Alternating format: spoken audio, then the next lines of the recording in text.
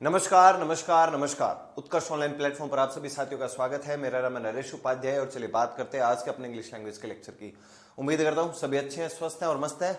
और मेरे देर आने की जो प्रक्रिया है उससे आवाज भी नाराज है, पर चलिए अब आ चुके हैं, देर आए दुरुस्त आए। और अब अपने बात करते हैं पर्टिकुलर अपने टॉपिक के बारे में। जो पर्टिकुलर अपना टेंस चल रहा है उसके ऊपर सीधा मैं पहुंचता हूँ ना। तो टेंस जो अपना चल रहा था वो हमने पहले सिंपल पास्ट पढ़ा, सिंपल पास्ट के बाद पास्ट कंटिन्यूअस पढ़ा। पास्ट कंटिन्यूअस में कल हमने एक स्ट्रक्चर पढ़ा। स्ट्रक्चर था कि अगर आपको सिंपल पास्ट व्हेन, कौन सा कनेक्टिव है, व्हेन, WHEN, व्हेन कनेक्टिव के बाद अगर आपको सिंपल पास्ट दे दिया जाए, अगले क्लोज में अर्थात अगले हिस्से के अंदर आपसे टेंस के बारे में पूछा जाएगा कि भाई सिंपल पास्ट लगेगा या पास्ट कंटिन्यूअस लगेगा। आपने देखना होता है कि अगर कार्रवाई पहले क्लोज से ही पहले चल रही है, मतलब ऐसे बोल सकते हो आप ऑलरेडी इन प्रोसेस, पहले से अगर प्रक्रिया चल रही होती है, तब हम आमतौर पर पास्ट कंटिन्यूअस को वरीयता पर रखते हैं।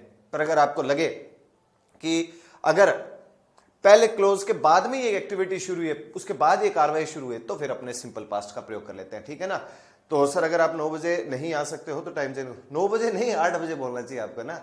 ठीक है ना, आप 9 का 8 कर दो, बाकी आपका मैं मामला समझ गया हूँ रामकिशन जी। ठीक है, तो चलिए अब फिलहाल जो है टाइमिंग चेंज करना इतना आसान नहीं होता, भी क्लास थोड़ी बहुत और एडजस्ट करनी होती है ना, तो थोड़ा मुश्किल हो रहा है। लेकिन बहुत जल्दी इसके ऊपर कार्रवाई कर ली जाएगी। और जो टाइमिंग है या तो 8 की 9 बजे तक ले जाएंगे या फिर उसको थोड़ा बहुत मैनेज करने की कोशिश अपने करने वाले हैं। पर अभी अपने साथ जुड़ चुके हैं तो पूरा पूरा अटेंशन पढ़ाई पर दे दीजिए। ठीक है, तो एक तो ये पैटर्न तय है पास्ट कंटिन्यूअस के अंदर, और काफी महत्वपूर्ण मामला बनता है पास्ट कंटिन्यूअस के अंदर। कुछ एक ईडियम्स वगैरह के बारे में हमने बात कर ली है, ठीक है ना, उसके बारे में अपने ध्यान रख लिया है। कल आए थे अपने सामने एक दो ईडियम्स, उसके ऊपर अपने ध्यान दिया था। फिर पास्ट परफेक्ट, और चूंकि पास्ट परफेक्ट का स्ट्रक्चर आप कल साथ ही शायद लिख चुके हो, ये मुझे एक बार बता दीजिएगा आप, है ना, कमेंट के अंदर बता दीजिए कि पास्ट परफेक्ट का आपने स्ट्रक्चर मेंशन किया है कि नहीं किया, ये इतना बता दीजिए, फिर आगे बढ़ते हैं। मेरे हिसाब से आपने कल, मैंने आपको स्ट्रक्चर लिखा दिया था कि पास्ट परफेक्ट में सब्जेक्ट के बाद हेड है, हेड हेल्पिंग वर्ब का काम कर रहा है, हेड के बाद आमतौर पर वर्ब की कौन सी फॉर्म आती है, थर्ड फॉर्म आती है, उसके बाद ऑब्जेक्ट है, जो बाकी सेंटेंस बचा हुआ। बिल्कुल ठीक, आप सब साथियों ने बता दिया कमेंट के अंदर कि पास्ट परफेक्ट अपने जो स्ट्रक्चर है उसका नोट डाउन कर चुके हैं। तो चलिए फिर अब उससे आगे ही बढ़ते हैं, पास्ट परफेक्ट के ही पैटर्न को कवर अप करते हैं। और देखिएगा भी आप, मैं एग्जांपल से शुरू पैटर्न से शुरू कर रहा हूं। और पैटर्न जो है वो अपने पास इसमें एक बड़ा ही खास है जिस सीक्वेंस का, और बहुत ही महत्वपूर्ण है, बहुत ही महत्वपूर्ण है। और ये सीक्वेंस इतना महत्वपूर्ण है कि मैं पर्सनली इसके ऊपर ये देख लो, आप स्टार लगा सकता हूं कि कितना खास बनता है। ये इसका पैटर्न बनेगा भी। अब क्या सीक्वेंस इसके अंदर बनता है थोड़ा समझिएगा, जानने प्रयास करिएगा आप। पहले अपने लिख लेते हैं कि अगर कभी किसी सेंटेंस के अंदर कोई भी फॉर्मेट हो आपके सामने और उसमें क्या लिखा हुआ है, हार्डली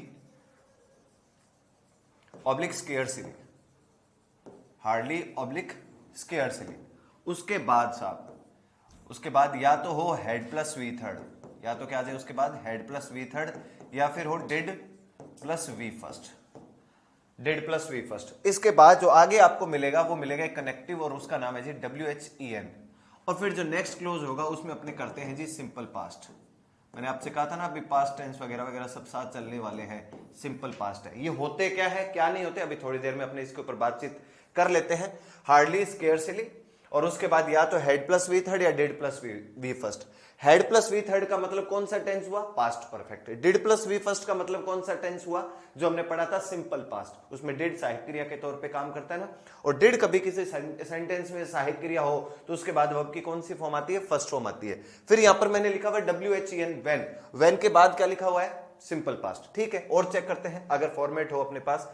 एक इसके अंदर और सॉलिड मामला है जी, वो है नो सूनर को लेकर, नो सूनर। अभी हार्डली, स्केयरसली क्या होते हैं इनके बारे में भी थोड़ी देर में बात कर लेते हैं भी, ठीक है ना। नो सूनर, उस नो सूनर के बाद अगर आपके पास हो हेड प्लस वी थर्ड या फिर did plus V first, tense वही सेम है जी, जो ऊपर थे वही यहाँ पे नीचे सेम है यहाँ पे। उसके बाद इसमें ना जी कनेक्टिव चेंज हो जाता है, इसमें कनेक्टिव आता है THAN देन, इसमें कनेक्टिव कौन सा है, THAN देन। अगले क्लोज में जो है आप करते हैं सिंपल पास्ट, अगले क्लोज में अपने क्या लगा लेते हैं, सिंपल पास्ट को फॉलो कर लेते हैं। एक ये पैटर्न है जी, इन दोनों पे आपको ध्यान देना, और दोनों ही बहुत ही महत्वपूर्ण मामले बनते हैं। कैसे क्या है क्या नहीं वो मैं भी आपको नोट डाउन करवाता हूं। यहां पर तो कनेक्टिव के तौर पर है अपने पास व्हेन, और यहां पर कनेक्टिव के नाम पर अपने पास है THAN देन, THAN EN नहीं है जी, ठीक है ना। तो ये फॉर्मेट अपने को ध्यान में रख लेने और करते हैं बात इनके ऊपर, ठीक है ना।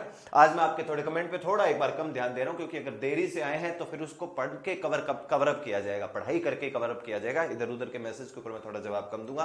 बाकी सभी साथियों को नमस्कार भी, जितने भी साथी हैं सबके कमेंट मेरे पास आ रहे हैं, इसलिए दीक्षा जी आप चिंता मत करिए। पर फिलहाल मेरा मेन काम है जो ये है अभी, क्योंकि आज देरी से आए तो उसकी पूर्ति कैसे ना कैसे करके करी जाएगी।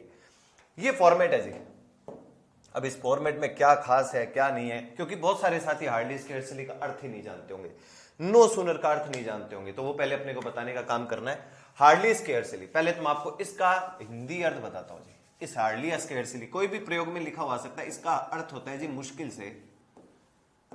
से या फिर ना के बराबर, मुश्किल से या ना के बराबर, मुश्किल से या ना के बराबर। एक तो ये। दूसरा इधर है जी एक अपने पास नो सूनर। इस नो सूनर का हिंदी मीनिंग तो होता है जो ही नहीं। इसका हिंदी अर्थ क्या होता है? जो ही नहीं, जो ही नहीं। इसको ना नो सूनर को आमतौर पर अपने बोलते हैं नकारात्मक, negative of as soon as. एक पीछे नाम आया था ना अपने पास एक बार, एज सून एज।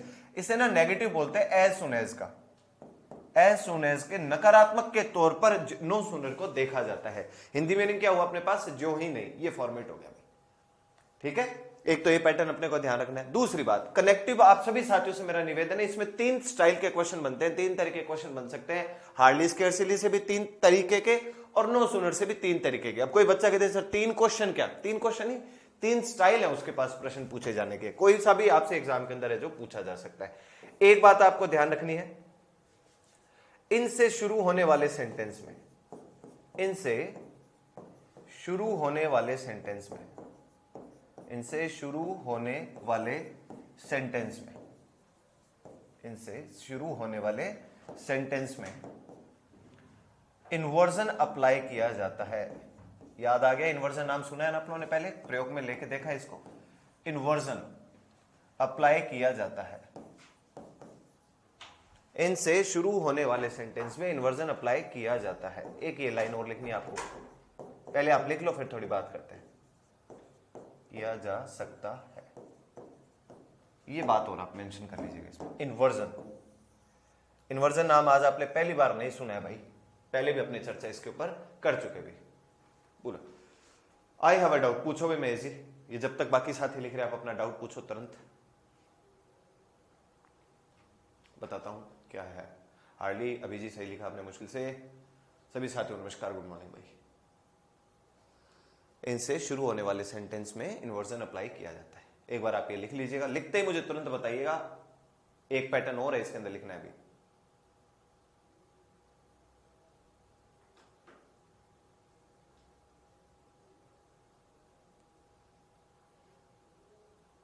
मेरे भाई आपने आई हैव अ डाउट तो 3-4 बार लिख दिया। वो डाउट पूछ बताओ आपने। रेयरली, बेयरली, सेल्डम, उनके नाम जगदीश जी इसमें नहीं है भाई। वो रेयरली बेयरली लिखे आपने बड़े अच्छे हैं। सेल्डम, ये सिंपल प्रेजेंट की पहचान करवाते हैं। ये हमने यहां नहीं लिखे हैं, यहां तो हार्डली और स्केर्सली है दोस्त भाई। वरुण पटेल जी, इसकी जानकारी आपको जो है वो आपके जो कस्टमर केयर नंबर है 24/7 जो है आपकी सेवा में, वो बता सकते हैं भाई। इन्वर्जन का हिंदी अर्थ। महेश यादव जी, एक बात तो पक्की है, आपने सिंपल प्रेजेंट टेंस नहीं पढ़ा हुआ। इस क्लास के अंदर जो सिंपल प्रेजेंट टेंस ने पढ़े थे ना, वो आपने नहीं पढ़ा हुआ, क्योंकि आप इन्वर्जन का हिंदी अर्थ पूछ रहे हो। तो स्वाभाविक सी बात है, पहले बातचीत हुई है। अब इसका मतलब ये नहीं है कि मैं अब यहां पर नहीं बताने वाला हूं, बताऊंगा तो यहां पर भी, लेकिन आप थोड़ा सा इंतजार करिए, सबके बारे में बताएंगे अपने क्या है, क्या चीज है क्या, ठीक है ना। सीक्वेंस का भी कुछ मेरे साथी है जो अर्थ पूछ रहे हैं। सीक्वेंस की पहले तो पवन जी आप स्पेलिंग से लिखिए। दूसरी बात, सीक्वेंस आपके सिलेबस में दिया है। आपने अगर अपना सिलेबस अच्छे से देखा हो तो टेंस के बाद उसने ऑब्लिक लगा के सीक्वेंस ऑफ टेंस लिखा हुआ है। सीक्वेंस का हिंदी मीनिंग क्या होता है? क्रम। कई बार बात हुई, आप रेगुलर लेक्चर देखते नहीं हो मुझे लगता है, कुछ साथी है ना। बिल्कुल भाई, कोई साथी लिखे भी। इन्वर्जन का हिंदी मीनिंग तो होता है बदलाव। हिंदी मीनिंग तो क्या है? बदलाव। पर इस बदलाव को याद करने से काम नहीं चले, काम सीखना है अपने को तो इसका, है ना। बदलाव नाम याद करने से फायदा नहीं होगा, काम देखना होगा। ओके, चलो सभी साथियों लिख लिया है भाई, बढ़ता हूं आगे। अब क्या है इसके अंदर? पहले मैं आपको ये पूरा पेज समझा कर आता हूं, बहुत ध्यान से सुनिए। अब अगर आप इस समय अगर लिख रहे होंगे जब मैं बोल रहा हूं तो गड़बड़ हो जाएगी। आप ये सुनिए, पहले समझिए बात क्या है। पेपर में पता है वो क्या करेगा, तीन तीन स्टाइल है उसके पास, मतलब तीन तरीके हैं प्रश्न पूछे जाने के। पहला, हार्डली स्केर्सली से सेंटेंस की शुरुआत करेगा। ध्यान से सुनिए, सेंटेंस की शुरुआत करी जा रही हो, ठीक है ना। उसके बाद आपको या तो हेड प्लस वी थर्ड दे रखा होगा, अर्थात पास्ट परफेक्ट टेंस, जो कि फिलहाल अपना टेंस चल रहा है, या तो पास्ट परफेक्ट दे रखा होगा, या फिर डिड के बाद वर्ब की फर्स्ट फॉर्म अर्थात सिंपल पास्ट। इन दोनों में से वो कुछ भी दे सकता है, वो उसकी समस्या है। उसके बाद यहां पर कनेक्टिव है जी व्हेन, व्हेन कनेक्टिव आपको दे रखा होगा, व्हेन WHEN। व्हेन के बाद यहां पर इस जगह पर एक स्थान दे दिया जाएगा आपको कि बता बेटे क्या लगेगा, सिंपल पास्ट लगता है, ठीक है। तो यहां सिंपल पास्ट लग जाना है। एक तो फॉर्मेट ये हो गया जी, ओके। और सिंपल पास्ट का पैटर्न है, ध्यान से सुनिएगा आप, इधर सिंपल पास्ट, ये तो है सबसे सामान्य तरीके का प्रश्न पूछे जाने, मतलब ऐसे तो उसने कई बार पूछे हुए हैं एग्जाम के अंदर। अब आता है इसका दूसरा स्टाइल प्रश्न पूछने का। वो भाई बहुत शातिर आदमी है पेपर बनाने वाला, वो क्या करेगा, हार्डली स्केर्सली से सेंटेंस की शुरुआत भी कर देगा, वो यहां पर सिंपल पास्ट भी दे देगा, यहां पर हेड प्लस वी थर्ड या डिड प्लस वी फर्स्ट में से जो वो चाहे वो एक का प्रयोग कर भी लेगा। वो क्या करेगा, व्हेन वाली जगह पर, व्हेन वाली जगह पर कोई और कनेक्टिव लगा देगा, मतलब मान लो देन लगा देगा, या कोई और कनेक्टिव उठा ले। वो व्हेन नहीं लगाएगा तो याद रखिएगा कनेक्टिव कौन सा आएगा, व्हेन आएगा। ये कंजक्शन का पार्ट हो चुका है, ये अपने आप में किसका पार्ट बन चुका है, कंजक्शन का। कभी कभी व्हेन पूछ लेता है, ये ध्यान रखिएगा, ओके। फिर तीसरा स्टाइल उसके पास क्या है वो सुनिए, हार्डली स्केर्सली से जो सेंटेंस शुरू हो, ध्यान से सुना, मैंने लिखा है ना, इनसे शुरू होने वाले, तो इनसे किन से, नो सूनर से भी और हार्डली स्केर्सली से भी, इनसे शुरू होने वाले सेंटेंस के अंदर ये क्या अप्लाई करेगा, इन्वर्जन। इन्वर्जन का मतलब putting the verb before the subject, लिखा है हमने, पढ़ा भी है। सिंपल प्रेजेंट टेंस में इन्वर्जन का टॉपिक आया था अपने पास। इन्वर्जन का टॉपिक का मतलब एक इन्वर्जन की बात आई थी, कहां पर, हेयर और देयर वाले सेंटेंस में, याद आ रहा है। हेयर और देयर से शुरू होने वाले सेंटेंस में जिनमें एक्सक्लेमेटरी का भाव हो, उनमें टेंस तो कौन सा लगाते हैं, सिंपल प्रेजेंट, याद आ रहा है, टेंस तो लगाते हैं सिंपल प्रेजेंट। और सब्जेक्ट के तौर पे कोई नाउन दे रखा हो तब तो इन्वर्जन करते हैं, और अगर प्रोनाउन सर्वनाम कोई दे रखा हो तो इन्वर्जन का प्रयोग नहीं करते। ये हमने सिंपल प्रेजेंट टेंस में पढ़ा है। आज फिर से इन्वर्जन का जिक्र सामने आ गया है। मैंने उस दिन भी आप सभी साथियों से निवेदन किया था, अभी पहली बार इन्वर्जन आया तो आपको थोड़ा समझने में समस्या आ सकती है, लेकिन धीरे धीरे ओवरऑल आपके सिलेबस के हिसाब से देखा जाए, कम से कम आपको 5 बार जो है, और खास तौर पर टेंस में और कंडीशनल्स में, ये 500 के 500 इन्वर्जन के पार्ट जो है आ ही जाने हैं। आपको इन्वर्जन के साथ 5 जगह पर डील करना है आपके सिलेबस के हिसाब से, उनमें से ये दूसरी जगह, ये तीसरी जगह। हार्डली स्केर्सली से सेंटेंस की शुरुआत कर रहा है, इन्वर्जन करना है। नो सूनर से सेंटेंस की शुरुआत कर रहा है, इन्वर्जन करना है। इन्वर्जन करना कैसे, वो वैसे तो आप जानते हो, पर आज फिर से आपको याद दिला दूंगा थोड़ी देर में। एक तो ये मामला गया, नो सूनर से सेंटेंस की शुरुआत कर दी, अर्थ क्या बन रहा है, जो ही नहीं, नकारात्मक भाव देते हैं। अभी एक इसमें लाइन और ऐड करवानी है, मैं अगले पन्ने पे करूंगा। Negative of as soon as, ये एज सुन एज का नकारात्मक होता है। कनेक्टिव थोड़ा सा ध्यान दीजिएगा, टेंस वेन सब सेम है, वही हेड प्लस वी थर्ड, वही did plus V first. Tense change, वो सॉरी कनेक्टिव वो जो है वो चेंज हो गया। THAN, आपको पता है THAN और एक होता है THEN, खेल हो जाएंगे यहां पे।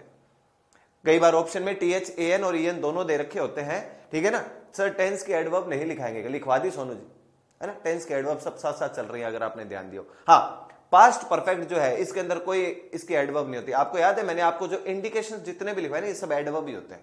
जितने अधिकतर मैंने आपको इंडिकेशन लिखा, दीज आर एडवर्ब्स।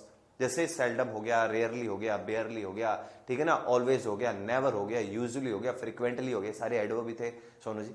अब इधर आ जाओ, रेगुलर देखा करो अब हर चीज, है ना। तो अब देन की स्पेलिंग का थोड़ा सा ध्यान रखिएगा। देन की स्पेलिंग THEN करके कभी न कभी आ जाए, मार नहीं खानी अपने को ध्यान रखना है। नो सूनर के साथ कनेक्टिव कौन सा है, THAN। तुलना वगैरह करने के लिए आमतौर पर इसको प्रयोग में लाया भी जाता है। एक तो ये हो गया भाई। देन समय बताता है, नाउ का मतलब अब, और देन का मतलब तब, वो THEN वाला। जैसे होता है ना, नाउ का मतलब तो अब हो गया, और THEN देन का मतलब तब, ये आमतौर पर तुलना के लिए प्रयोग में लाया जाता है। ओके जी, तो नेक्स्ट अपना सिंपल पास्ट, ये फॉर्मेट हो जाएगा जी अपना सिंपल पास्ट का पैटर्न। ओके जी, तो ये आपने लिख ही लिया। इसमें एक बात और ऐड करिएगा, इसमें एक बात और अपने को नोट करनी है इसी के अंदर, इसी हार्डली स्केर्सली नो सूनर में। याद रखिएगा, इनके साथ ऐसा लिखो आप, ये सभी, ये सभी, ये सभी पता है कौन, मैं ब्रैकेट में लिख देता हूं, hardly, hardly public scarcely comma no sooner, no sooner, ये सभी नेगेटिव, ये सभी नेगेटिव एडवर्ब्स होते हैं, ये सभी नेगेटिव एडवर्ब्स होते हैं, ये सभी नेगेटिव एडवर्ब्स होते हैं। और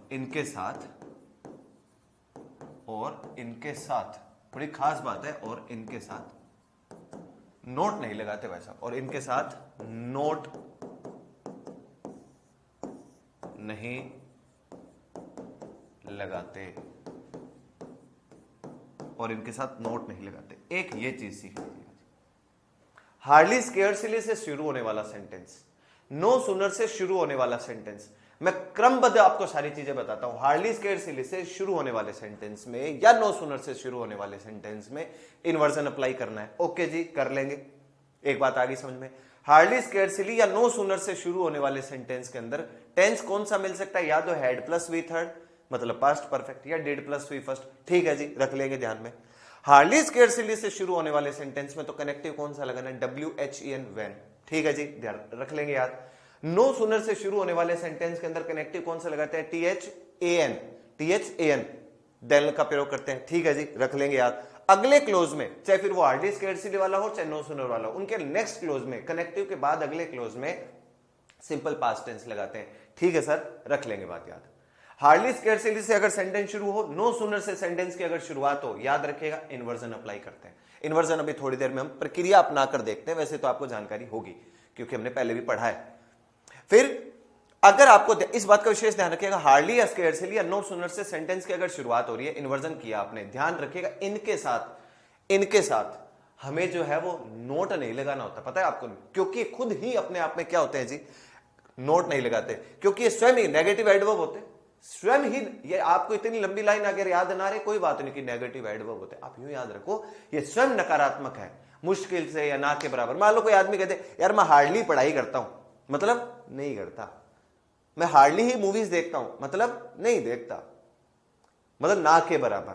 उस साल में एक दिन अगर ये काम कर लेते एक अलग बात है, अधिकतर वो ये काम नहीं करता। ये भाग जो है वो, ये पार्ट जो है इसका बेसिकली बनता है, ये अपने को ध्यान में रख लेना है। इनके साथ नोट मत लगाना, नोट लगा दी गड़बड़ हो जाएगी भाई।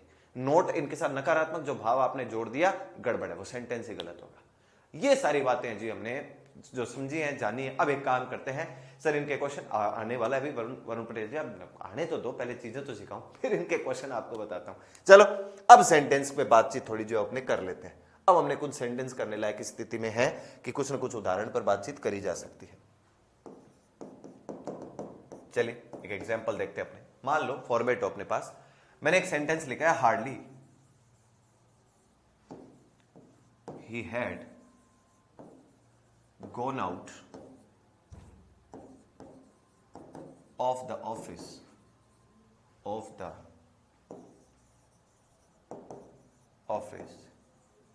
then the bell RUNG, ये सेंटेंस दे दिया जी मैंने। आपको पता फिलिंग द ब्लैंक्स दिया ही नहीं, मतलब रिक्तस्थान नहीं दिया। मैं आपको ये बोल रहा हूं कि सेंटेंस जो आपको मैंने दिया है ये राइट है या रॉन्ग है, सही है या गलत है। आपको किसी को भी अगर लगे ना रॉन्ग है, क्योंकि अभी अभी आपने ऊपर नियम कायदे कानून लिखे ही हैं, तो आपको ना रॉन्ग है, केवल कमेंट्स में आपका रॉन्ग नहीं दिखना चाहिए, पूरा सही लिख के बताओ, फिर क्या होगा ये ध्यान रखिएगा। Sir request you to please repeat कर दीजिए पहले बार। अभी देखो आप दोस्त है ना कृष्ण जी, चिंता मत करो, सारे का नंबर वापस आने वाला है। ये सेंटेंस से मैं सारा कुछ रिपीट करने वाला हूं, आप बेफिक्र रहिएगा सर।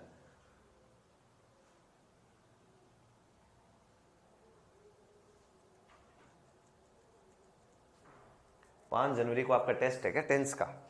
5 जनवरी तक टेंस कंप्लीट तो नहीं हो पाएंगे जहां तक है। आप तो आने दो, जितने भी क्वेश्चन आ रहे हैं ना आप आने दीजिए, घबराइए मत। जितने भी क्वेश्चन जैसे भी जिस प्रकार के आएंगे आप आने दो, नंबर देखते हैं उनका कैसे क्या आते हैं।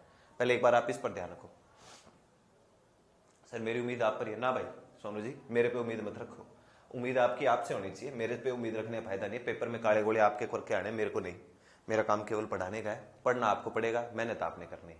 जो साथियों को लगता है कि ये रॉन्ग है, क्योंकि लगेगा ही साफ साफ रॉन्ग नहीं है, वैन होगा, पूरा लिखो, सेंटेंस पूरा लिखना, पूरा एक एक चीज पढ़ो, इसमें कहां कहां क्या क्या गलती है। जिसको गलत लगता है, जिसको राइट लगता है वो तो केवल ही राइट लिख सकता है, जिसको लगता है रॉन्ग है वो पूरा सेंटेंस दोबारा लिख कर बताओ फिर मुझे, तब पता चलेगा। तब मैं समझूंगा कि हाँ बात कुछ समझ में आई है कि नहीं आई। मनीष जी, पुष्पा जी, ज्योति जी, गलत उत्तर है जी आपके। वीरेंद्र जी, गलत उत्तर है आपका भी।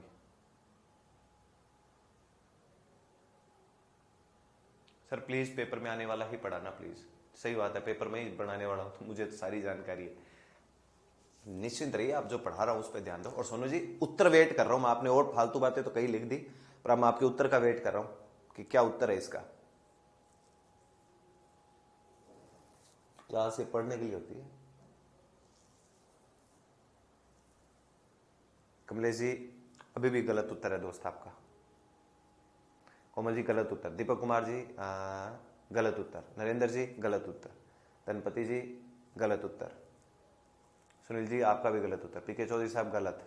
सुमन खोजा जी, गलत उत्तर। हनुमान सिपा जी, गलत उत्तर। हितेश जी, गलत। रोंग वोंग नहीं मानूंगा मैं। रोंग वाले साथी तो पूरा लिखो, फिर राइट क्या होगा, नहीं तो मैं रोंग के आंसर को आपको गलत ही मानूंगा, ठीक है ना।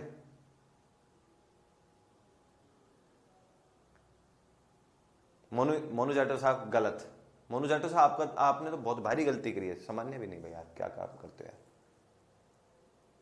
बजरंग जी, कमेंट पूछ रहे हैं, उत्तर कमेंट तो आपके पहुंच रहे, उत्तर नहीं पहुंच रहा। गलत उत्तर है आपका, सबका गलत उत्तर है भाई। शाबाश, वेरी गुड।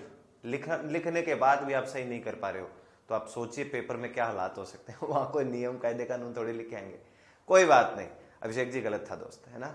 मेरा धर्मवीर, सबके गलत है।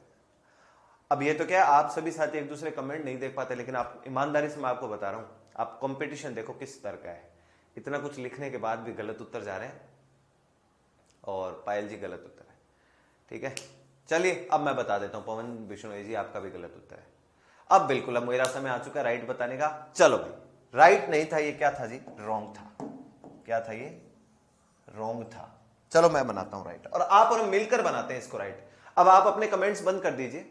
अब आप एक काम करिए, सीखने का प्रयास करिए। पेपर में इसी टाइप के क्वेश्चन आते हैं, अब वो मैं आपको बताने का कोशिश करता हूं। यहां लिख देते हैं अपने राइट कि सही उत्तर क्या है इसका। गलत तो था ही। सबसे पहले इसने किससे शुरुआत करी, हार्डली से। ओके, करिए शुरुआत हार्डली। कोई कहते हार्डली को हटा देते हैं गुरुजी, ये कलाकारी नहीं दिखानी। हार्डली, स्टेप बाय स्टेप चलते हैं। मैं आपको पिछले पन्ने पर लेकर चलता हूं। इनसे शुरू होने वाले सेंटेंस में इन्वर्जन अप्लाई करते हैं। एक भी मेरे दोस्त ने इन्वर्जन नहीं किया, कमाल की बात यह है, एक भी दोस्त ने। अच्छा, जो साथी रेगुलर लेक्चर नहीं देख रहे उनकी तो चलो समझ में आती है। जिस मेरे दोस्त ने इस समय वो लाइव जुड़ा हुआ और सिंपल प्रेजेंट टेंस पढ़ा हुआ है और हेयर और देयर वाला कॉन्सेप्ट पढ़ा है, उससे ये उम्मीद नहीं थी, ये ध्यान रखिएगा। इनसे शुरू होने वाले सेंटेंस में क्या अप्लाई करते हैं, इन्वर्जन अप्लाई करते हैं। अगर जो साथी आज ही जुड़ा क्लास के, जिसने इन्वर्जन नाम ही आज देखा है, तुझे समझ में नहीं आएगी भाई ये बात, क्योंकि तूने सिंपल प्रेजेंट टेंस नहीं पढ़ा मेरे भाई। सिंपल प्रेजेंट टेंस पढ़ो, इसीलिए लेक्चर जो है ना रूटीन में देखने चाहिए, रेगुलर देखने चाहिए। आ जाओ, इनसे शुरू होने वाले सेंटेंस में क्या अप्लाई करना होता है, इन्वर्जन। इन्वर्जन का अर्थ क्या होता है, बदलाव। बदलाव को छोड़ दो साइड में, हिंदी अर्थ से काम नहीं चलेगा। इन्वर्जन का मतलब होता है कि आप सेंटेंस में सब्जेक्ट से पहले किसको रख दो, वर्ब को। अब हुआ क्या, इस सेंटेंस में केवल वर्ब थोड़ी दी हुई है, इसमें तो आपको सहायक क्रिया भी दी हुई है। आपने क्या किया, हार्डली से सेंटेंस की शुरुआत करिए, करो। हार्डली सेंटेंस की शुरुआत कर दी, अब मुझे करना है इसमें इन्वर्जन। इन्वर्जन का मतलब ही से पहले, जो कि सब्जेक्ट है मौके पर, इससे पहले मुझे किसको रखना होगा, वर्ब या फिर हेल्पिंग वर्ब। अब आपने जब हेयर और देयर, और जो साथी रेगुलर पढ़ रहे हैं उनका बताओ, आपने हेयर और देयर वाले सेंटेंस में क्या किया था, मेरे साथियों से निवेदन है, हेयर और देयर वाले सेंटेंस में आपने क्या किया था कि आप मुख्य क्रिया को सब्जेक्ट से पहले रख रहे थे। हेयर कम्स द बस, याद है वो sentence, here comes the bride, here comes the bus, here comes the bride, ऐसा लिखा था ना वो सेंटेंस हमने सिंपल प्रेजेंट टेंस में। अब आप कहोगे कि गुरुजी वहां तो मुख्य क्रिया को हम ब्राइड से, बस से पहले लिखे बैठे थे, तो यहां क्या होगा। देखो दोस्त, वहां पर आपके पास कोई सहायक क्रिया थी क्या, कोई सहायक क्रिया नहीं थी। आप चेक करना चाहें तो आप अपने पन्नों को पलटिए नोट्स के और सिंपल प्रेजेंट टेंस में जाइए, जहां पर हमने हेयर और देयर वाला नियम लिखा है। नियम नहीं लिखा, वाक्य भी किए हैं, वहां पहुंच जाइए आप। उसमें आप देखिएगा कि आपने हेयर या देयर के बाद जब इन्वर्जन किया, वहां पर आपके पास कोई सहायक क्रिया थी क्या, नहीं थी। Here comes the bride, here comes the bus, ये आपने किया हुआ था। सहायक क्रिया थी नहीं हमारे पास, लेकिन यहां पर हमारे पास एक सहायक क्रिया का ऑप्शन है, वो कौन सी है? हैड। तो मैं क्या करूंगा, ही से पहले हैड को ले आऊंगा, हार्डली हैड। अब ध्यान रखिए, हार्डली हैड गॉन ये मत कर देना, यहां ये काम नहीं करना। वहां तो मुख्य क्रिया थी आपके पास, केवल मुख्य क्रिया थी, तो इसलिए आपने सब्जेक्ट से पहले, ब्राइड से पहले या बस से पहले आपने केवल किसको रख दिया था? कम्स को, ठीक है ना। लेकिन यहां हमारे पास ऑप्शन किसका है? हमारे पास हेल्पिंग वर्ब है। तो मैंने क्या किया, अच्छा कई साथी ये सोचेंगे गुरुजी ही तो प्रोनाउन होता है ना, सर्वनाम होता है, तो इन्वर्जन करना ही क्यों है? तो पहले हाँ ये देखो आ ही गया मैसेज। अब उनको याद दिलाऊं दोस्त, अगर ध्यान से याद करो उस बात को, जब मैंने आपसे कहा था कि हार्डली स्केर्सली से नो सॉरी हेयर और देयर से शुरू होने वाले सेंटेंस में सब्जेक्ट के तौर पे नाउन हो तो इन्वर्जन करते हैं, प्रोनाउन हो तो इन्वर्जन नहीं करते, सही बात है। लेकिन फिर मैंने कहा था कि बेटा चिंता मत करना, आगे कभी कोई इन्वर्जन का हिसाब किताब आएगा, वहां ये नाउन और प्रोनाउन आपको कभी समस्या नहीं देंगे। और एक बार के लिए सोचो, अगर नाउन और प्रोनाउन का यहां ध्यान रखना होता तो क्या मैं बताता नहीं क्या आपको? पहली बात तो बताता, पर चलो एक मिनट के लिए बताता भी नहीं गुरुजी, आपने तो कहा था इन्वर्जन कर दे भाई। तो हेयर और देयर वाले में मैंने आपको बोला था कि संज्ञा हो सब्जेक्ट के तौर पे तो इन्वर्जन करना है, और प्रोनाउन हो सर्वनाम हो तो इन्वर्जन नहीं करना। और इसके बाद कभी भी इन्वर्जन पड़े तो ये नाउन और प्रोनाउन आपके बीच में नहीं आएंगे, बोला था मैंने। ये देख लेना वो लेक्चर, आप वो लेक्चर सिंपल प्रेजेंट में हेयर और देयर वाला दोबारा देख लेना चाहिए, आपको मिल जाएगी ये लाइन। मैंने वहां कहा था ये नाउन प्रोनाउन की समस्या केवल और केवल कहां आड़े आतो आती है? हमारे हेयर और देयर वाले में। उसके बाद नाउन प्रोनाउन से हमें कोई लेना देना नहीं है, चाहे यहां पर प्रोनाउन होता चाहे यहां पर नाउन होता, कुछ भी आ जाए भाई साहब, चाहे आपका नाम आ जाए चाहे मेरा नाम आ जाए, यहां कुछ भी लिखा हुआ आ जाए, यहां तो इन्वर्जन होगा। सेंटेंस की शुरुआत किससे हुई? हार्डली से। मैंने क्या किया? हैड। अब मैं क्या लिखूंगा? ही को, हार्डली हैड ही, केवल सहायक क्रिया को बाहर ले आया। अब रखा मैंने सब्जेक्ट, अब मैं वर्ब की थर्ड फॉर्म लिख दूंगा, हार्डली हैड ही गॉन। कई मेरे दोस्तों ने डिड कर दिया, क्यों भाई? हेड में और वर्ब की थर्ड फॉर्म में क्या दिक्कत थी? हार्डली हैड ही गॉन, ठीक है। Out of the office, out of the office, यहां तक तो ठीक चला। मैं हिंदी अनुवाद भी करूंगा इसका, थोड़ी देर रुकिए आप। Hardly had he gone out of the office. अब यहां किया हुआ था देन, गड़बड़ थी, ये सभी ने पहचान कर ली थी कि गुरुजी वैन होगा, वैन तो होगा ही भाई, ये तो साफ साफ ही दिख रहा है, वैन। फिर आते हैं द बेल पे, वैन द बेल। अब वर्ब आपको क्या दी हुई थी पता है आपको? रंग। ये रिंग वर्ब थी, RING। वर्ब कौन सी होती है? रिंग। रिंग वर्ब की फर्स्ट फॉर्म होती है, रैंग वर्ब की सेकंड फॉर्म होती है। रिंग, रैंग, रंग, रिंग, रैंग, रंग। तो मुझे यहां पर सेकंड फॉर्म लगानी है था, तो मैं क्या लगा दूंगा? RA, रिंग, रैंग, रंग। ये लॉजिक, ये मेरा उत्तर जो था वो सही था, कहीं कोई कष्ट नहीं था। चीजें सीखे। हेड जो है यहां पर किसका काम कर रहा है? हेल्पिंग वर्ब का। गोन यहां पर किसका काम कर रहा है? वर्ब की थर्ड फॉर्म का। वेन यहां पर किसका काम कर रहा है? कनेक्टिव का। रिंग वर्ब की कौन सी फॉर्म है? सेकंड फॉर्म है। चलो जानकारी के लिए, रिंग जो होती है वो वर्ब की फर्स्ट फॉर्म होती है, रिंग वर्ब की फर्स्ट फॉर्म होती है।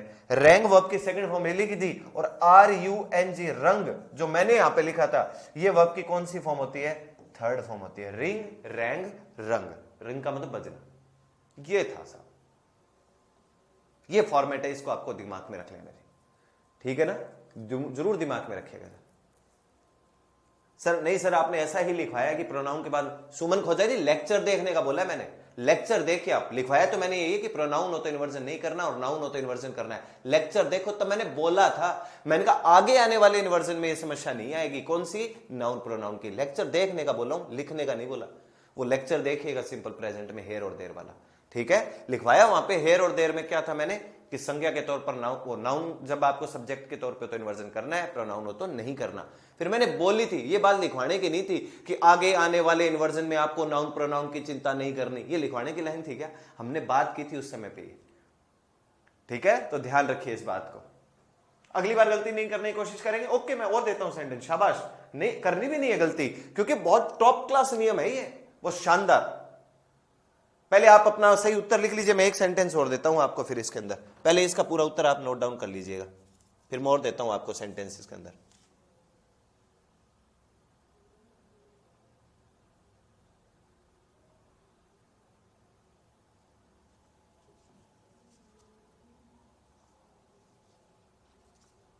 तो नोट डाउन करिए, फिर एक और देता हूं। लिख लिया? वेरी गुड भाई। हिंदी अरे हाँ, हिंदी ट्रांसलेशन तो आपको बताया नहीं भी, अति आवश्यकता में। सुनील जी अच्छा याद दिलाया आपने। तो हार्डली, मुश्किल से ही, had he gone out of the office, मुश्किल से ही वो ऑफिस से बाहर गया था। वेन, जब, द बेल रैंग, जब घंटी बजी। दोबारा सुनिए, मुश्किल से ही वो ऑफिस से बाहर गया था जब घंटी बजी, अर्थात गया क्या वो बाहर? नहीं गया। मुश्किल से ही वो ऑफिस से बाहर गया था कि घंटी बज गई। मुश्किल से ही उसने पढ़ाई करनी शुरू करी थी कि इतने में उसके दोस्त आ गए। तो पढ़ाई करनी शुरू करी कि नहीं करी? मतलब लगभग नहीं करी, नकारात्मक भाव है।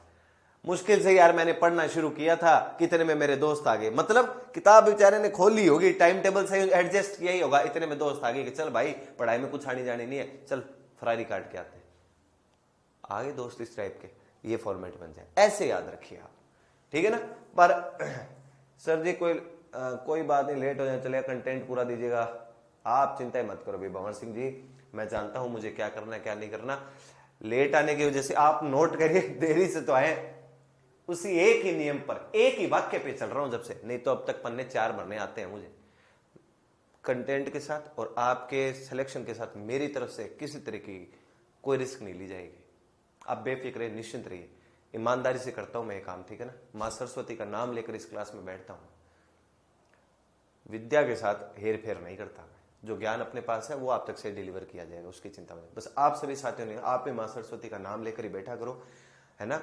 कोई और प्रक्रिया में ध्यान मत दिया करो, जब क्लास में हो तो क्लास में अटेंशन दिया करो। अंग्रेजी है, थोड़ा बहुत गणित जो है वो मुश्किल से समझ में आएगी अंग्रेजी की, पर फिर भी भरोसा बनाए रखो, भाषा है, पकड़ में धीरे धीरे आ जाएगी। बहुत लंबे टाइम बाद पढ़ रहे हो तो थोड़ा जोर तो आता है भाई, ठीक है ना।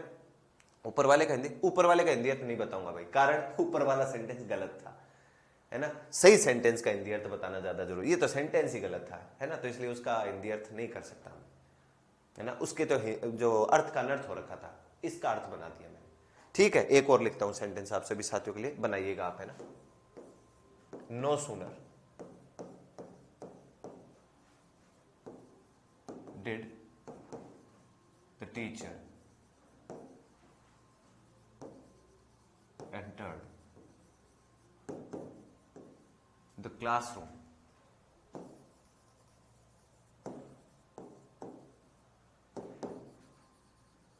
then the students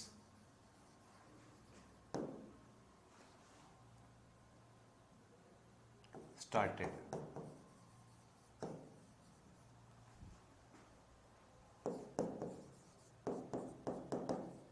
talking. Question दे दिया है और मैं आपसे पूछता हूं राइट और रॉन्ग। देखो आपको केवल और केवल रेगिस्तान दे दिया ना, तो जल्दी पहचान कर लोगे आप। राइट और रॉन्ग से असली आपको एक एक चीज चेक करनी पड़ेगी, कहां कहीं कोई कमी तो नहीं रह गई, क्या है क्या नहीं है, बताओ मुझे साथियों, गलती है कि नहीं है। अगर आपको लगे राइट तो कोई बात नहीं, फिर आप कमेंट्स में लिख सकते हो राइट, पर आपको लगे रॉन्ग तो फिर मुझे पूरा कारण बताया जाए कि ये गलती है साहब, वो पूरी बताइएगा।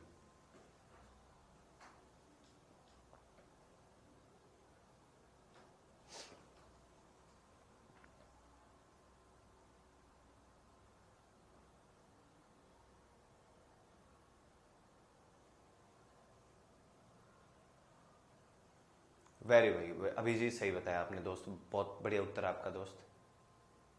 हेड के बाद वर्ब की सेकंड फॉर्म में वैन होगा क्या? महेंद्र नहीं, मेरे दोस्त, हेड के बाद कभी वर्ब की सेकंड फॉर्म आती नहीं है। हेड अगर आप सहायक क्रिया मान रहे हो उसके बाद वर्ब की सेकंड फॉर्म असंभव। हेड को अगर सहायक क्रिया माने तो उसके बाद वर्ब की हमेशा थर्ड फॉर्म आती है। पास्ट परफेक्ट के स्ट्रक्चर को देखिएगा आप, जानकारी मिलेगी आपको, है ना। हेड के बाद वर्ब की थर्ड फॉर्म आती है अगर सहायक क्रिया हो तो। सर पेपर में भी हमें राइट बनाना होगा।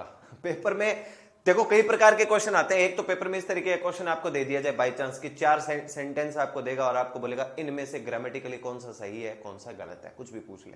मैं राइट और रॉन्ग यहां क्यों दे रहा हूं, कारण है। देखो किसी भी एक पार्ट को अगर अंडरलाइन कर दूंगा, उदाहरण के तौर पर मान लो मैंने देन को अंडरलाइन कर दिया, तो बच्चे का ध्यान चला जाता है कि नो सुनर वाले में देन ही लगता है, पता लगा लेगा। रिक्तिस्थान भी दे दूं, ऑप्शन दे दूं कि ले बता भाई वैन आएगा या देन आएगा, तो बच्चा देख रहा है नो सुनर, क्योंकि अभी अभी आपने नोटबुक में अपने कॉपी के अंदर नोट्स में लिखा ही है, तो पहचान करना थोड़ा आसान सा लग जाता है। और लगभग साथियों ने इस बार बहुत ही सही चीज बताई गई, शाबाश। रॉन्ग था जी, रॉन्ग था। कुछ साथियों ने क्या किया, कईयों ने तो ये बोला कि गुरुजी एक काम करिए, देखो डिड दिया हुआ था, डिड के बाद वर्ब की कौन सी फॉर्म आती है, फर्स्ट फॉर्म आती है। एंटर्ड लिखा हुआ था, खेल कर गया वो, एंटर्ड को हटाइए और वहां पर एंटर करिए। अच्छा कुछ साथियों कमेंट मैंने देखे, कईयों ने क्या बोला है कि सर एंटर्ड पड़ा रहने दीजिए, उन्होंने क्या किया, डिड को हटाया और यहां पर हैड कर दिया। हेल्पिंग वर्ब नहीं लगाने की जरूरत ही नहीं है, पड़ा रहने दीजिए, क्योंकि डिड भी आ सकता है और हैड भी आ सकता है। लेकिन अगर डिड आ रहा है तो आमतौर पर वर्ब की कौन सी फॉर्म आती है, फर्स्ट फॉर्म। अब आप एक बात सोचो, जिन जिन साथियों ने डिड के लिए मुझे बोला कि गुरुजी यहां पर हैड कर दो, तो फिर मेरे दोस्त एक काम और कर, इस देन की जगह पे देन ही रहेगा क्या, यहां भी तो वेन करना पड़ेगा, ये भी तो सोचिए आप। फिर आप डिड की जगह पे तो हैड कर रहे हो, मान ली चलो आपकी बात, वैसे होता नहीं ऐसा, पर कर दिया, तो फिर मुझे देन की जगह पे तो वेन करना चाहिए ना। ध्यान रखिए, बात समझ में आई आपके। अब सुने, राइट बना लेते हैं अपने इस सेंटेंस को। नो सुनर, मुश्किल से ही, no sooner, negative of as soon as, मुश्किल से ही, did the teacher, first form, enter the classroom, मुश्किल से ही, जो ही टीचर ने क्लासरूम में प्रवेश नहीं किया, मतलब लगभग नहीं किया होगा, then THAN, then the students, तभी स्टूडेंट्स ने क्या कर दिया भाई साहब, देन द स्टूडेंट्स स्टार्टेड, बच्चों ने क्या शुरू कर दी भाई, टॉकिंग, बातचीत शुरू कर दी, then the students started talking. ये आपका जो सेंटेंस है राइट है, ये फॉर्मेट बन जाएगा, इसको दिमाग में रखिए। नेगेटिव फॉर्मेट बनता है ये, इसको अपने दिमाग में रख लेना है। एज सुन एज का एक सेंटेंस और जो है वो आपकी सेवा में रखता हूं भाई, बताइएगा भाई। नो सूनर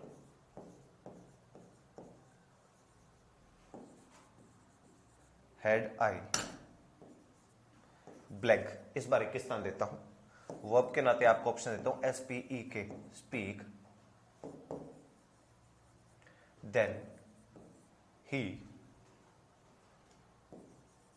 APPEARED,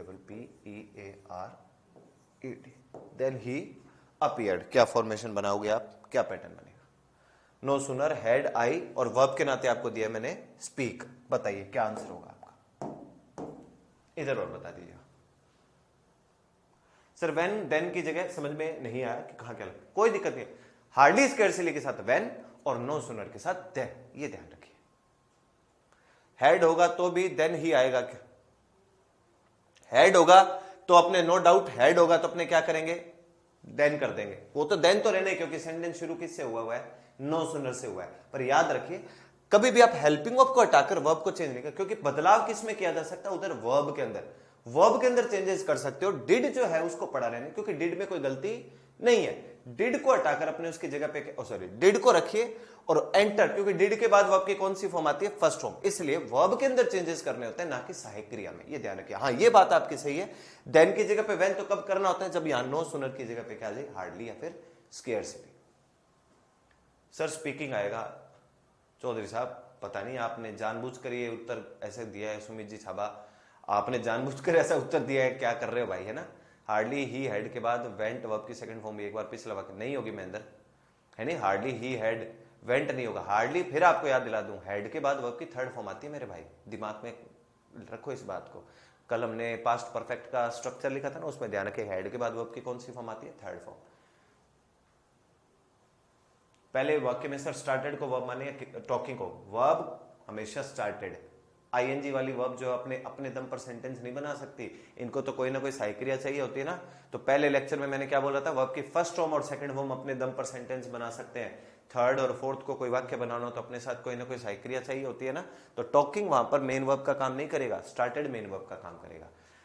चलिए भाई वेरी गुड, स्पीक की थर्ड फॉर्म चाहिए मुझे, और वो क्या होती है जी, SPOKEN, स्पोकन, ये हो गई जी वर्ब की थर्ड फॉर्म। जिन मेरे साथियों ने यहां पर स्पीकिंग लिखा है, दिमाग कहां है, हेड लिखा हुआ है, हेड के बाद वर्ब की कौन सी फॉर्म आती है, थर्ड फॉर्म आती है। स्पीकिंग किस आधार, कौन सी दुनिया में चल रहे मेरे भाई, है ना, वर्ब की थर्ड फॉर्म आई, हेड के बाद वर्ब की कौन सी फॉर्म आनी है, थर्ड फॉर्म, ध्यान से रखिए, ठीक है ना। सर सेकंड क्वेश्चन में स्टूडेंट स्टार्टेड क्यों लिखा है, सही वाले में सर देन के बाद तो सिंपल पास्ट लिखा था। हाँ तो स्टार्टेड वर्ब की कौन सी फॉर्म मेरे भाई, कहां गया वो, स्टूडेंट्स बहुवचन, कोई बात नहीं, एक वचन बहुवचन से फर्क नहीं पड़ता। स्टार्टेड वर्ब की कौन सी फॉर्म है मेरे भाई, सेकंड फॉर्म थी, स्टार्टेड वर्ब की कौन सी फॉर्म थी, सेकंड फॉर्म। यहां पर भी मैंने स्टार्टेड को वर्ब की कौन सी फॉर्म माना है, सेकंड फॉर्म ही माना है। दोबारा सुनो, डिड है हेल्पिंग वर्ब, डिड के बाद वर्ब की कौन सी फॉर्म, एंटर, वर्ब की फर्स्ट फॉर्म, कनेक्टिव लग गया देन, स्टूडेंट्स, अगले क्लोज में मुझे सिंपल पास्ट लगाना था ना, ये रहा स्टूडेंट्स, ओ सॉरी स्टार्टेड, स्टार्टेड वर्ब की कौन सी फॉर्म, सेकंड फॉर्म। टॉकिंग, कोई कहता है आईएनजी आ गया भाई, आईएनजी आ गया, आईएनजी कभी बिना हेल्पिंग वर्ब के आता है क्या? नहीं आता। ये किसका काम कर रहा है? जेरेंड का काम कर रहा है। अब कोई कहता है जेरेंड क्या होता है, तुम छोड़ो एक बार जेरेंड को, ये ध्यान रखो वर्ब की सेकंड फॉर्म कौन सी उधर स्टार्टेड है। ओके, यूं ध्यान रखिएगा। सर हमने तो अभी ज्वाइन किया है, ज्वाइन किया आपने, ये समस्या नहीं, अभी ज्वाइन किया है, तेरा ही दुरुस्त है। लेकिन फिर शुरुआत से तो देखिए लेक्चर को ना, आप कोई तथ्यात्मक क्लास नहीं पढ़ रहे, भाषाएं पढ़ रहे हैं, तो शुरू से लेक्चर देख लीजिए। आपको खासतौर पर पहला दूसरा लेक्चर तो मेरा आपसे निवेदन है जरूर देखना। अंग्रेजी कक्षा शुरू हुई थी उससे देखे अब तक। लिख लिया आप सभी साथियों ने, बताइएगा मुझे। मैं आगे एक और पैटर्न आपको लिख कर देता हूं, उसके बारे में बात तो अपने कल कर लेंगे, पर लिख लीजिएगा अभी। सर फर्स्ट सेकंड थर्ड बताओ सर, किसकी? स्पीक की। ओके, स्पीक की यहां लिख देता हूं, है ना, थोड़ा सा ब्रैकेट में लिख दे। स्पीक की फर्स्ट फॉर्म तो ये चलो वैसे लिखी हुई थी, स्पीक ये फर्स्ट फॉर्म होती है, SPOKE, SPOKE। स्पोक जो है ये सेकंड फॉर्म होती है, और थर्ड ये लिखी थी भाई स्पोकन, फोर्थ फॉर्म क्या हो जाएगी? स्पीकिंग हो जाएगी। लिख लिया, वेरी गुड, शाबाश। एक और सीक्वेंस देखिए जी, इसमें सीक्वेंस एक नहीं कई है, सीक्वेंस एक और है जी इसके अंदर। सीक्वेंस का अर्थ एक साथ ही हिंदी में पूछ रहे थे गुरुजी, हिंदी अर्थ क्या होता है? क्रम होता है भाई, रेगुलर लेक्चर देखा करो प्लीज आप। सीक्वेंस हो गया। अब इसमें क्या है जी, एक पैटर्न होता है अपने पास, past perfect, past perfect plus before plus simple past, past perfect plus before plus simple past. बताओ आप, सिंपल पास्ट फिर चल रहा है, अभी तक चल रहा है, past perfect plus before plus simple past. और अगर आ जाए अपने पास simple past, simple past plus after plus past perfect plus past perfect, एक स्ट्रक्चर ये है जी। दोनों में से उसकी इच्छा, वो पेपर में क्या देता है वो उसकी इच्छा है जी। साथ ही साथ आपको यह बात का भी ध्यान रखना है कि यहां कनेक्टिव है बिफोर और यहां कनेक्टिव है आफ्टर। स्कूल में आपने, हमने कभी वो सेंटेंस पढ़े थे, याद आ रहा है क्या हिंदी में? मेरे स्टेशन पहुंचने से पहले ट्रेन जा चुकी थी, डॉक्टर के आने से पहले मरीज दम तोड़ चुका था। वो जो वाक्य थे ना, इसी नियम पर आधारित हुआ करते थे। आज देख लो, फिर पढ़ना पड़ रहा है उसको। इसे क्या बोलते हैं? सीक्वेंस बोलते हैं। दो पैटर्न अपने को याद रखने, कल इसके ऊपर मैं ढंग से विस्तार से चर्चा करूंगा। पेपर में कोई एक क्लोज वगैरह आपको कैसा क्या दे रखा होगा, नहीं दे रखा होगा, इसके बारे में कल से अपने बात जानकारी जो है इसकी लेंगे भाई। पर इतना एक बार आप जरूर याद रखिए, पास्ट परफेक्ट, उसके पास बिफोर, अगले क्लोज में सिंपल पास्ट। एक हिस्सा आपको ब्लैंक देने वाला है, वो पेपर बताएगा कैसे क्या रिक्त स्थान कहां देगा। मैं कल अपने इसके ऊपर परिचर्चा करेंगे, ठीक है। इसे आज नोट डाउन कर लिया, एक बार कर लीजिएगा, कल इसके ऊपर अपने तसल्ली से बातचीत है जो कर लेंगे। तो लिखना जरूर है ना, इसको लिखना, और मुझे कल याद दिला देना कि सर यहां से क्लास शुरू करनी, क्योंकि क्लास होती है तो कई बार दिमाग में नहीं रहता कि कहां पढ़ रहे थे नहीं रहते, ठीक है। तो उम्मीद करता हूं लेक्चर आपको इन्फॉर्मेटिव लगा होगा। आज जो पैटर्न आपको एक ही फॉर्मेट हमने सीखा, सबसे सॉलिड हार्डली स्केर्सली वाला, उसको एक बार और पढ़ कर आइएगा। याद दिला देता हूं जाने से पहले, हार्डली स्केर्सली वाले क्लोज में नोट नहीं लगाते, नो सुनर वाले क्लोज में, क्लोज का मतलब उस हिस्से में नोट नहीं लगाते। हार्डली स्केर्सली नो सुनर से शुरू होने वाले सेंटेंस में इन्वर्जन करते हैं। जिस मेरे दोस्त को इन्वर्जन नहीं आता, एक बार मेरे भाई हेयर और देर वाला नियम पढ़कर आ जाना। हेयर और देर वाले में मैंने आपको नाउन प्रोनाउन के बारे में बात कही थी कि नाउन हो तो इन्वर्जन करना है, प्रोनाउन हो तो नहीं करना सब्जेक्ट के तौर पर। लेकिन यहां नाउन प्रोनाउन की हेडेक नहीं लेनी हार्डली स्केर्सली में, नो सुनर में, कोई इससे कोई फर्क नहीं पड़ता। वहां आपने केवल मेन वर्ब को बाहर लाए थे, क्योंकि साइक्रिया थी नहीं। यहां आप साइक्रिया को सब्जेक्ट से पहले लिख रहे हो, उसके बाद सब्जेक्ट लिख रहे हो, बाद में संबंधित वर्ब लिख रहे हो, कारण यहां साइक्रिया का ऑप्शन है हमारे पास, इसलिए ये फॉर्मेट थे। नो सुनर में कनेक्टिव लगता है देन, देन की स्पेलिंग THAN, और नो सुनर में तो देन लग गया THAN वाला, और हार्डली स्केर्सली में वेन लग गया WHEN वाला। अगले क्लोज में दोनों में ही सिंपल पास्ट चली जाता है। ये मेंशन करिएगा। बिफोर आफ्टर का हिंदी में तो कल बात करेंगे, है ना। बिफोर का मतलब के पहले, यार कमाल करते हो, ये तो बहुत आसान है। बिफोर का मतलब के पहले, और आफ्टर का मतलब के बाद। अलग हो गया मामला, ठीक है। बाकी चर्चा परिचर्चा इस पे अपने कल है जो करने वाले हैं, ठीक है। उम्मीद करता हूं लेक्चर इन्फॉर्मेटिव लगा होगा, चीजों को समझिए, आएगा समझ में, ऐसी क्या बात है। धन्यवाद, टेक केयर, बाय बाय, जय हिंद, पढ़ते रहिए रेगुलर, धन्यवाद।